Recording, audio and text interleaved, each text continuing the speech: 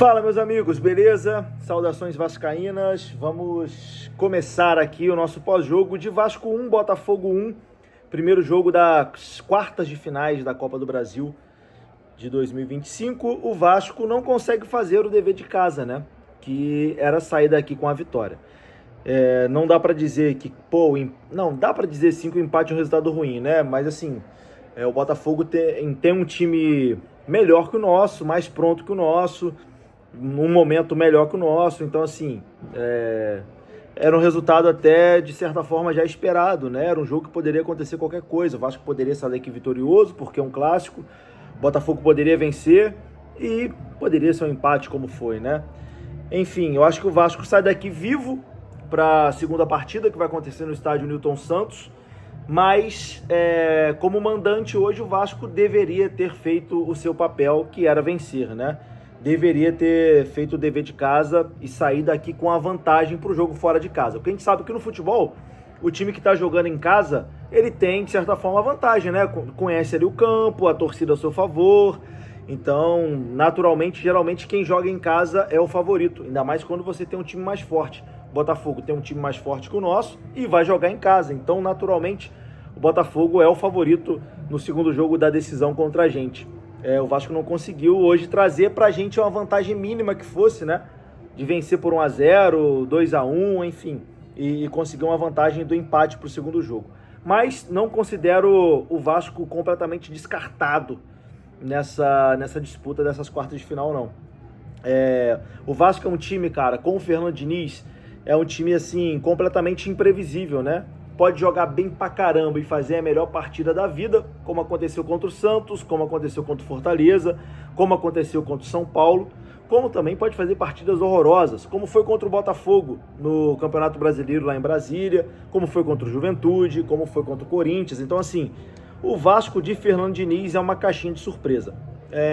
Trazendo pontos positivos pra gente, nesse segundo jogo, o Vasco provavelmente já vai ter os seus reforços à disposição, né? O Vasco já vai ter o Robert Renan, o Vasco vai ter o Matheus França, o Vasco vai ter muito provavelmente o Carlos Cuesta, né? Eu tô aqui em São Januário, né? Tô aqui no estúdio da Colina, que é do lado, mas a informação que a gente tem é que o Vasco acertou a contratação do Carlos Cuesta, então assim, talvez o Vasco já tenha esse jogador também para o próximo jogo. Então acho que o Vasco tá vivo nessa disputa. O Botafogo é o favorito, mas o Vasco tá vivo. Agora, falando sobre o jogo de hoje, primeiro, cara, parabenizar a torcida do Vasco. Cara, a torcida do Vasco hoje fez de São Januário realmente um caldeirão. Tinha muito tempo que isso não acontecia. Tinha muita gente criticando a forma como a torcida do Vasco estava se comportando em São Januário, e eu de certa forma concordo, mas hoje não tenho o que falar da torcida do Vasco. Cara, foi pressão o jogo inteiro, assim, foi de arrepiar hoje, uma das festas mais bonitas em São Januário. Foi muito bonito mesmo, então parabéns à Força Jovem, à Mancha Negra, à GDA, à União Vascaína, à Rasta, às demais torcidas organizadas do Vasco, a TOV, que assim, foi bacana. Hoje foi uma pressão em cima do adversário o tempo todo cantando pelo Vasco, o tempo todo cantando que o Vasco era o time da virada. Então não foi hoje por falta de apoio que o resultado não veio.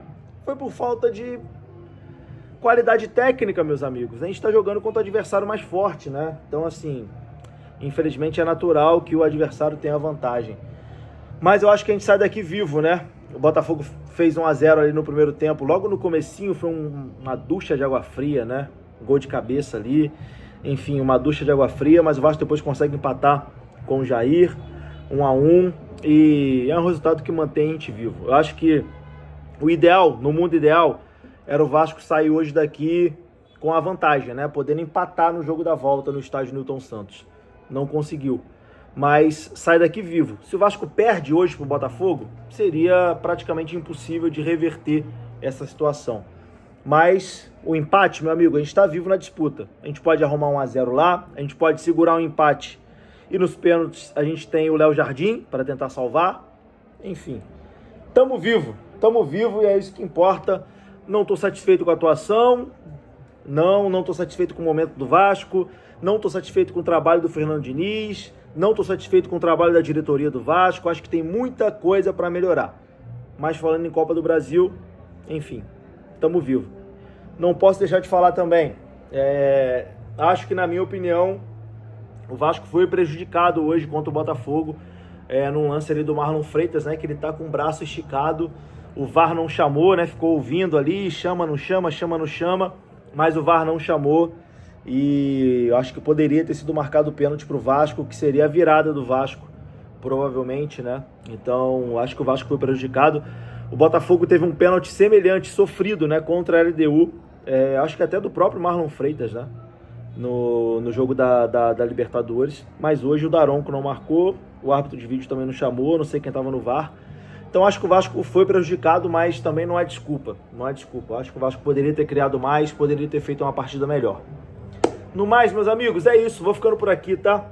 Vou ficando por aqui, um grande abraço, amanhã estou embarcando para Recife, estarei na batalha contra o Sport, que a nossa luta no Campeonato Brasileiro não acabou, né? Estarei nessa batalha aí contra o Sport no final de semana. A gente tem que buscar esses pontos, a gente tem que conseguir vencer, não importa como for, mas a gente tem que conseguir vencer. E você vai acompanhar toda essa viagem, né, para Recife, aqui no canal, também no meu Instagram. Se você não me segue, @JuninhoMDG. A gente tem muitas novidades aí para apresentar nesse mês de setembro, tanto aqui no canal como nas minhas redes sociais, então fique ligado e tamo junto.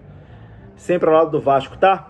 Vou ficando por aqui, um grande abraço, saudações, fui! Acho que todo vascaíno que é vascaíno tem um ritual. Eu, particularmente, tenho alguns. Eu sempre, quando entro no estádio, faço o sinal da cruz, sempre assim, 3 vezes, e beijo meu dedo 3 vezes. Eu estaciono no mesmo cara toda vez que eu venho de carro, na mesma rua, desde que eu comecei a vir de carro. Se eu vier no jogo com uma camisa e o Vasco perder, eu não venho mais ao estádio com essa camisa. Eu compro outra camisa. Conclusão, eu tenho 94 camisas do Vasco e contando.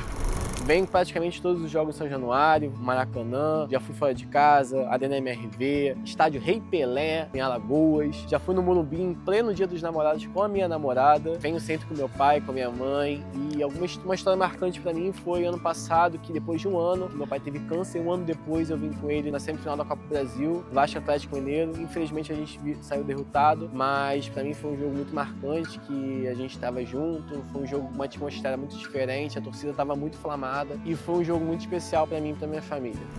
Você se identificou com a minha história? Procure sempre uma empresa que se identifique com você. E a Viriato Corretora de Seguros é essa empresa. E no mês de agosto, nós da Viriato Corretora de Seguros teremos condições exclusivas para você, torcedor vascaíno.